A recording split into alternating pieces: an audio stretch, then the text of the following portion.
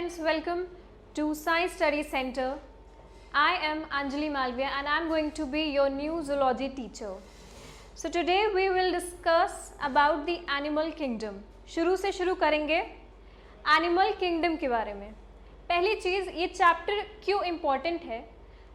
पहली बात, ये एक बेस की तरह काम करेगा, जिसके लिए आप एक बेस आपका अगर स्ट्रांग होगा तो आप और अच्छे से आगे पढ़ सकते हैं उस बारे में. ठीक है.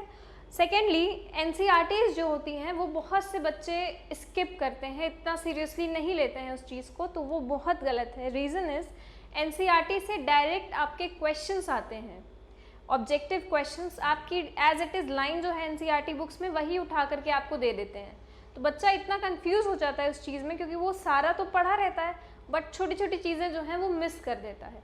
आज हम लोग वही डिस्कस करेंगे, उसके बाद हम लोग और उसको ब्रॉड वे में पढ़ेंगे. ओके.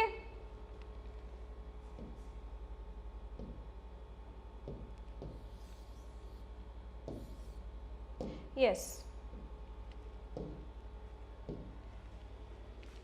तो एनिमल किंगडम, एक बहुत इंपॉर्टेंट बात, एनिमल किंगडम में, एनिमिलिया में स्पेशली सब मल्टी सेलुलर होते हैं.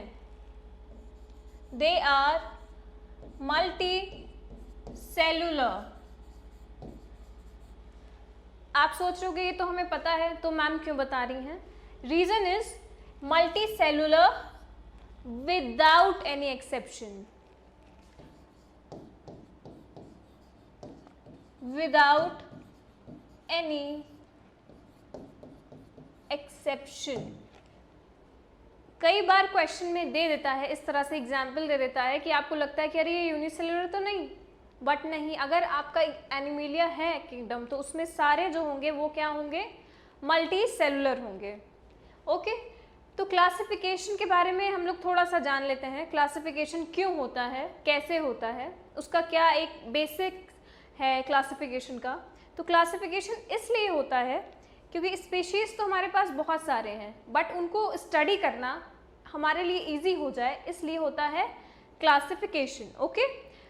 स्पीशीज़ हमारे डिफरेंट होते हैं, सिमिलर नहीं होते स्पीशीज़, राइट, बट स्टिल उनमें कुछ ऐसे फंडामेंटल फंक्शंस होते हैं, ऐसा फंडामेंटल कुछ स्पीशीज़ में होता है कि जो कि सिमिलर होता है. उसी के बेसिस पे हम लोग क्या करते हैं, क्लासिफिकेशन करते हैं, राइट.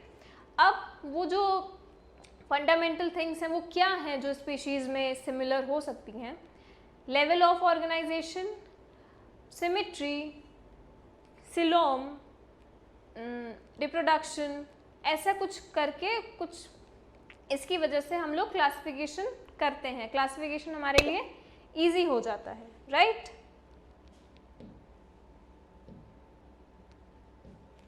ओके. तो अब हम इसमें पढ़ेंगे एक और इम्पॉर्टेंट चीज़. इस चैप्टर को शुरू करने के पहले, फाइलम के बारे में पढ़ने से पहले हम इसकी कुछ जो बेसिक क्लासिफिकेशन के फंडामेंटल कीज़ हैं उनको अच्छे से पढ़ लेते हैं, ताकि हमारी आगे की जो फाइलम के बारे में जब हम लोग पढ़ेंगे तो वो इजी हो जाएगा, राइट. तो पहली चीज़, level of organisation. Level of organisation, ये लेवल ऑफ ऑर्गेनाइजेशन क्या है पहले हम इसको समझते हैं. सी, बुक में आपके सब कुछ दिया हुआ है, जो मैं यहाँ पढ़ाऊंगी वो बुक में दिया है, बट अगर आप समझ के करोगे तो वो आपके लिए इजी होगा. क्यों, बहुत कुछ है, सिर्फ ये चैप्टर नहीं है आपको पढ़ने में, बॉटनी है, फिजिक्स, केमिस्ट्री, आपको सबको इक्वल टाइम देना है. अगर आप समझ के चैप्टर करोगे, समझ के पढ़ोगे तो आपके लिए बहुत इजी होगा. Okay. So level of organisation. Level of organisation क्या होता है, ऑर्गेनाइज, अरेंजमेंट, राइट, और लेवल मतलब कुछ लेवल होंगी उसको ऑर्गेनाइज करने की, अरेंज करने की, राइट. कॉम्प्लेक्सिटी, क्या कितना कॉम्प्लेक्स है, और सेकंड मोस्ट इम्पॉर्टेंट, क्या कोई बता सकता है सेकंड क्या है basis, division of labour. Division of labour. Complexity सब समझते होंगे, डिवीजन ऑफ लेबर भी समझते होंगे, बट मैं आपको एक ऐसे एग्जाम्पल से समझाऊंगी वो आपके लिए इजी हो जाएगा आगे के लिए, राइट? जब हम फाइलम के बारे में पढ़ेंगे तो आपको समझ आ जाएगा कि डिवीजन ऑफ लेबर इसमें क्या है। नाउ डिवीजन ऑफ लेबर, एक सेल है, छोड़ो सेल, लॉकडाउन था अभी हमारे घर में, जो हमारे हाउस हेल्प के लिए थे वो लोग नहीं आ रहे थे लॉकडाउन की वजह से, ऑब्वियसली सबकी सेफ्टी इज़ वेरी इंपॉर्टेंट, तो वो नहीं आ रहे थे। तो हमारे घर में अगर मम्मी है तो वो मम्मी सारा काम करेंगी, जैसे कर रही होंगी ऑब्वियसली, खाना, यूटेंसिल्स, साफ सफाई, कपड़े, तो सारे काम कौन कर रहा था? मम्मी कर रही थी, क्योंकि हाउस हेल्प नहीं आ रही थी, तो ये सारे काम मम्मी कर रही थी। तो यहाँ पे जो डिवीजन ऑफ लेबर है वो क्या होगा? मैक्सिमम होगा या मिनिमम होगा? ऑब्वियसली मिनिमम होगा। क्यों? क्योंकि एक ही है जो सारे काम कर रहा है, ठीक है, एक ही है जो कि सारे काम कर रहा है, तो वहाँ पे क्या होगा? डिवीजन ऑफ लेबर कम होगा। अगर अब यही हम बात करें, आपके फैमिली में जितने मेंबर्स हैं उन सब ने अपना अपना काम ले लिया, किसी ने खाने का, यूटेंसिल का, कपड़े का, क्लीननेस का, तो वो काम क्या हो गया? डिवाइड हो गया। काम उतना ही है बट वो डिवाइड हो गया, किसी एक के ऊपर नहीं है वो। तो यहाँ पे क्या होगा? डिवीजन ऑफ लेबर जो है वो मैक्सिमम होगा, राइट? जब सारे काम सब लोग मिल के कर रहे हैं तो वो वहाँ पे क्या होगा? Division of labour will be maximum, right? Well my favourite is utensil, tell me yours. चलो ठीक है, तो उसी तरह से अगर आपकी एक सेल है, वन सेल, अगर वो सारे काम कर रही है, एक्सक्रीशन, रिप्रोडक्शन, डाइजेशन, सब कुछ एक सेल कर रही है, तो वहां पे division of labour will be what? Minimum, right? क्योंकि एक ही सेल है जो कि हमारे सारे काम कर रही है। अगर हम यही बात करें कि हर एक स्पेसिफिक फंक्शन के लिए, एक्सक्रीशन के लिए, रिप्रोडक्शन के लिए, डाइजेशन के लिए, सबके लिए अलग अलग सेल हैं, दैट मीन्स अलग अलग सेल के पास एक जिम्मेदारी है कि तुम्हें ये काम करना है, तो वहाँ पे क्या होगा? Division of labour will be maximum, right? तो इसी के बेसिस पे हमने लेवल ऑफ ऑर्गेनाइजेशन को 4 पार्ट में डिवाइड किया है, राइट? सेलुलर,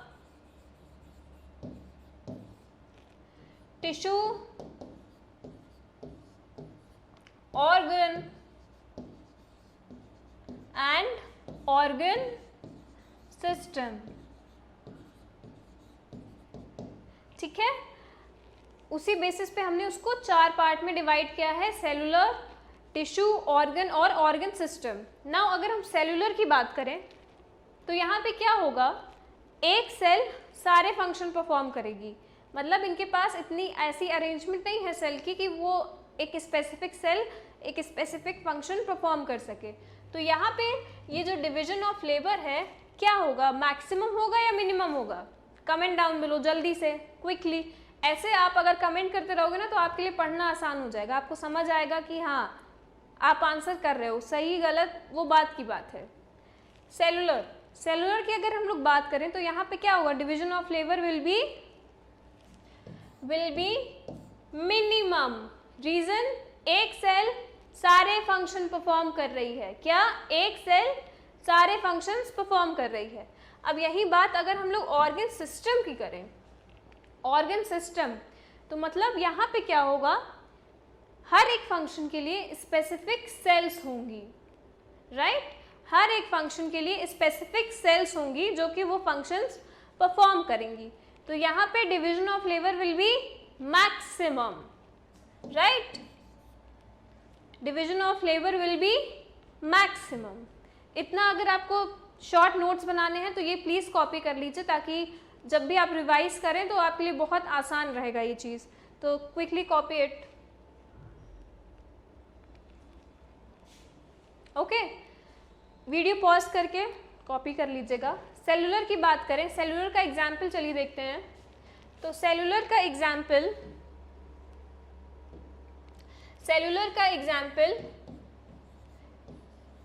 स्पॉन्जेस, सबसे सिंपल फाइलम है इसी का। अभी हम आगे पढ़ेंगे इस बारे में। सबसे सिंपल, कुछ ज़्यादा नहीं है डिटेल पढ़ने के लिए, वो है सेलुलर स्पॉन्जेस। अब आप मुझे ये बताइए, स्पॉन्जेस किस फाइलम में आते हैं? बहुत सिंपल सा क्वेश्चन है, इसी से रिवीजन होता है। ऐसे ही स्पॉन्जेस किस फाइलम में आते हैं? क्विकली कमेंट डाउन बिलो,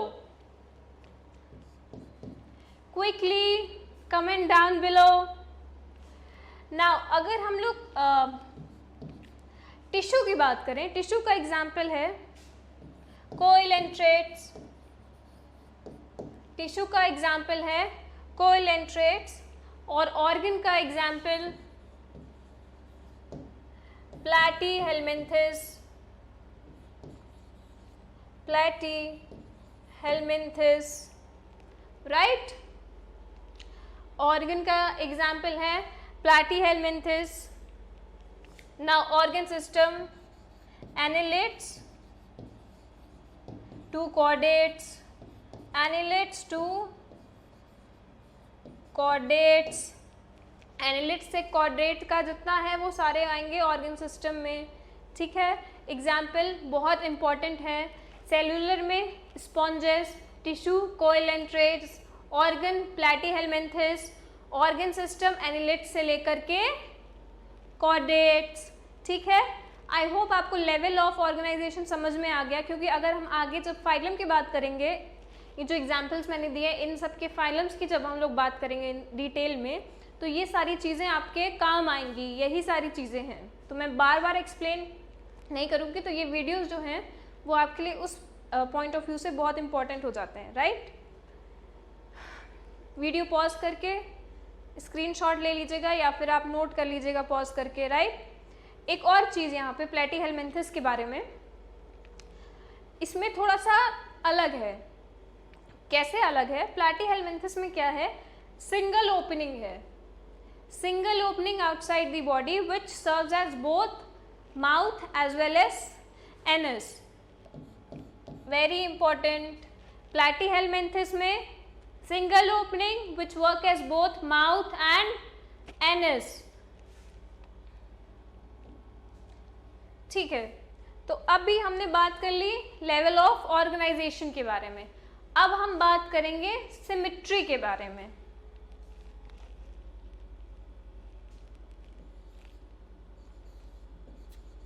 अब हम बात करेंगे सिमेट्री के बारे में। नाउ सिमेट्री क्या होती है, जूलॉजी के पार्ट में छोड़ दीजिए उसको, एक नॉर्मल वे में बताइए कि इसकी मीनिंग क्या होती है सिमेट्री की। सिमेट्री का मतलब कि कोई भी एक बॉडी है, कोई भी एक सरफेस है, हम उसको कितने पार्ट में डिवाइड कर सकते हैं, यही तो होता है सिमेट्री। कि कोई बॉडी है, कोई सरफेस है, हम लोग उसको कितने पार्ट में डिवाइड कर सकते हैं और कैसे डिवाइड कर सकते हैं। डिवाइड करेंगे तो उसकी सिमेट्री कैसी आएगी, इक्वल आएगी, अनइक्वल आएगी या फिर आएगी ही नहीं, राइट। तो उसी को कहते हैं हम सिमेट्री। अब यहाँ पे तीन तरह की सिमेट्री होती है, जो हम फाइलम में देखेंगे आगे कि फाइलम में तीन तरह की सिमेट्री पाई जाती है। तीन तरह की सिमेट्री होती है। फर्स्ट वन एसिमेट्री, एसिमेट्री, ठीक है। Second one bilateral, second one bilateral symmetry, third one radial symmetry, radial symmetry, ठीक है। तीन तरह की सिमेट्री होती है। नाउ एसिमेट्री, एसिमेट्री कोई सिमेट्री नहीं जिसकी मतलब हम उसको डिवाइड नहीं कर सकते, ना उसका अनइक्वल पार्ट आएगा, ना उसका इक्वल पार्ट आएगा, ना उसका आइडेंटिकल हाफ आएगा। एसिमेट्री, उसकी कोई सिमेट्री नहीं। इसका एग्जाम्पल क्या, अभी हमने जो लेवल ऑफ ऑर्गेनाइजेशन में पढ़ा, सेलुलर का एग्जाम्पल, रिमेंबर इसके जस्ट पहले सेलुलर का example that is sponges. Asymmetry के एग्जाम्पल स्पॉन्जेस। सी इसीलिए ये जो फाइलम है बहुत सिंपल है, क्योंकि ना इसकी कोई सिमेट्री है, इसका लेवल ऑफ ऑर्गेनाइजेशन बहुत सिंपल सेलुलर है, एक ही सेल है जो सारे फंक्शन परफॉर्म करेंगी, उस सेल्स के बारे में हम आगे पढ़ेंगे, बट स्पॉन्जेस, ठीक है। स्पॉन्जेस का भी मैंने क्वेश्चन एक पूछा, कौन से फाइलम को ये बिलोंग करते हैं, बहुत सिंपल क्वेश्चन है, कमेंट करिए जल्दी। Now bilateral symmetry, bilateral symmetry क्या होता है, कोई भी एक सरफेस है, cylindrical surface, spherical surface, spherical surface है, अगर हम उसको सेंट्रल एक्सिस से उसको डिवाइड करेंगे, जैसे बायलैटरल ऐसा कोई सरफेस है, तो अगर हम इसको सेंट्रल एक्सिस से डिवाइड करेंगे, ऐसे डिवाइड कर दिया, राइट, तो हमें इक्वल हाफ मिलेंगे, लेफ्ट और राइट, चाहे हम ऐसे करें, चाहे हम जैसे भी करें, अगर वो बॉडी क्या है, स्पेरिकल है, सिलेंड्रिकल है, तो कोई भी स्पीशीज अगर इस टाइप का है, उसकी बॉडी स्ट्रक्चर ऐसा है, तो आपको अगर नहीं भी याद है कि अरे ये वाला कौन सा था, तो आपको बस उसका स्ट्रक्चर याद करना है, उसका बॉडी टाइप याद करना है, तो आपको याद आ जाएगा कि अच्छा ये ओके।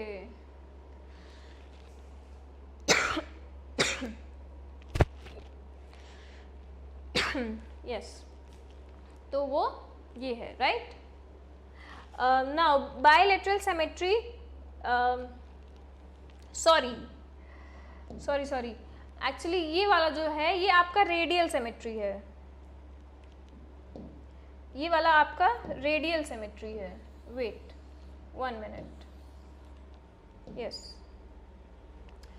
हाँ ये वाला आपका रेडियल सिमेट्री है, सॉरी रेडियल,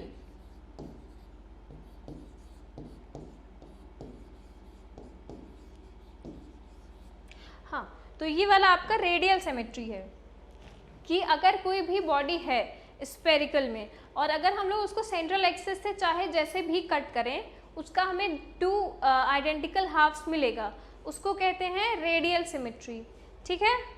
आपकी बुक में एनसीईआरटी में एक डायग्राम बना है रेडियल सिमेट्री में, अगर आप उसको ध्यान से देखें तो उसकी जो बॉडी है वो ऐसे ही है, ये बॉडी स्ट्रक्चर है, अगर उसका आप सेंट्रल देखें, और आगे कुछ ऐसे डायग्राम है,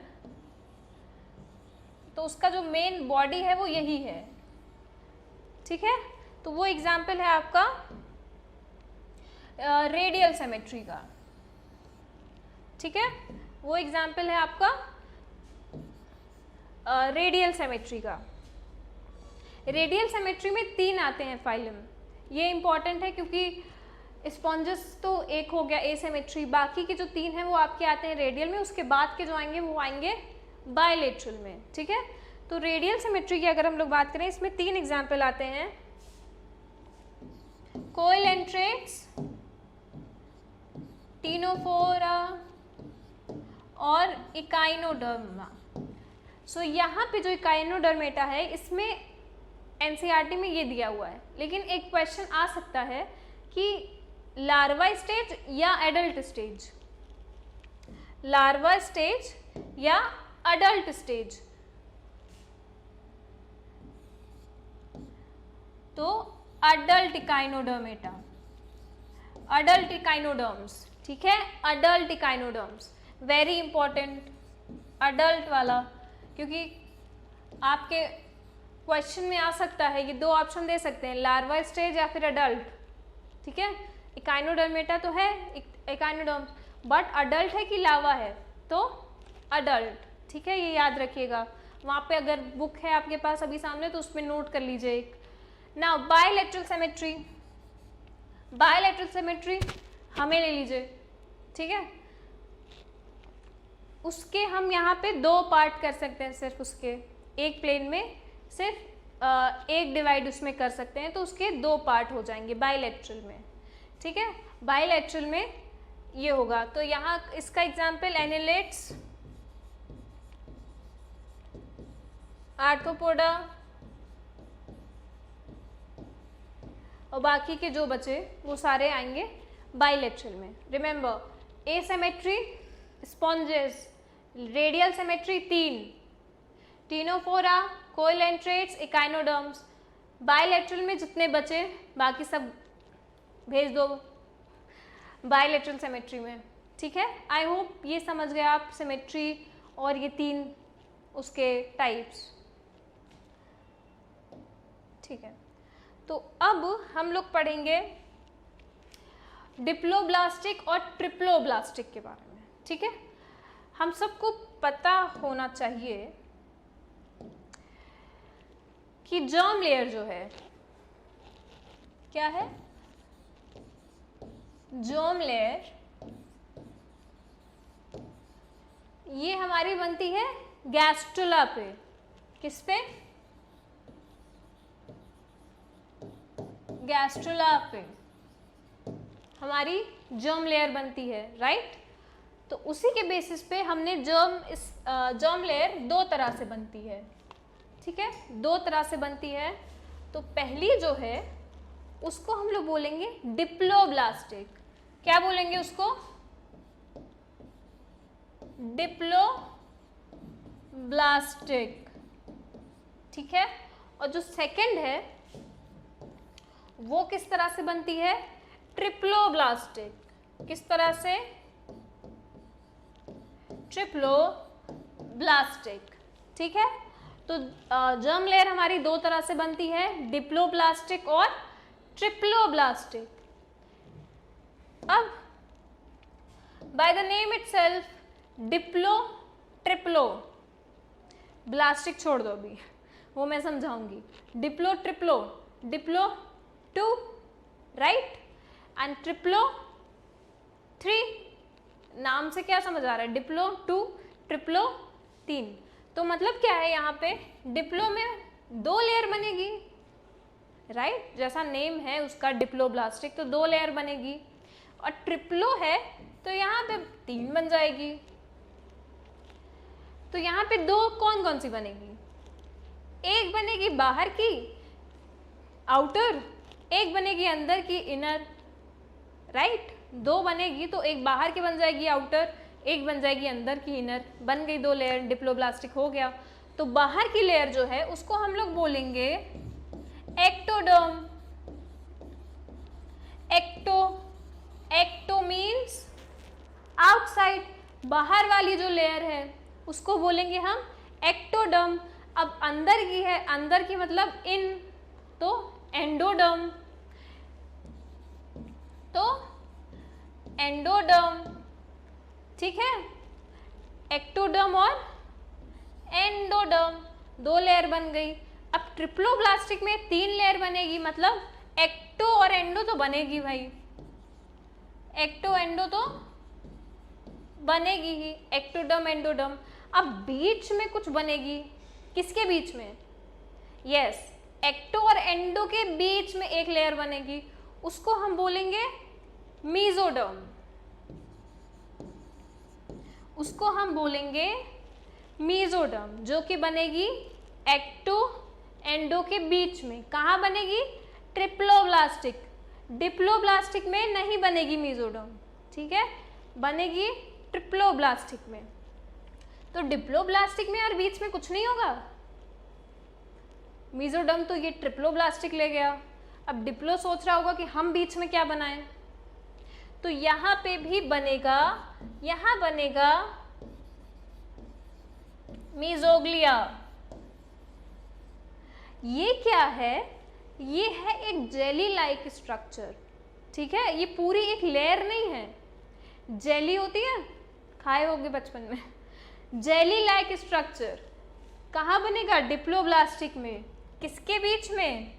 एंडोडर्म और एक्टोडर्म के बीच में बनेगा एक जेली लाइक स्ट्रक्चर, समझे? नाउ इसका एग्जाम्पल देख लेते हैं। तो डिप्लोब्लास्टिक का जो एग्जाम्पल है, तो डिप्लोब्लास्टिक का कोइलेंट्रेट्स, किसका? डिप्लोब्लास्टिक का एग्जाम्पल है कोइलेंट्रेट्स, राइट। और ट्रिप्लोब्लास्टिक का, अब डिप्लोब्लास्टिक, अब आप ये समझिए, अगर किसी के पास लेयर ज़्यादा है तो मतलब उसका काम डिवाइड हो गया है, राइट। तो अगर हम उसकी काम की बात करें तो यहाँ पे क्या है? डिवीजन ऑफ लेबर है, क्योंकि यहाँ पे एक मीजोडर्म भी है जो अपना काम करेगा, बट यहाँ पे क्या है, यहाँ पे नहीं है वो लेयर यहाँ पे एब्सेंट है।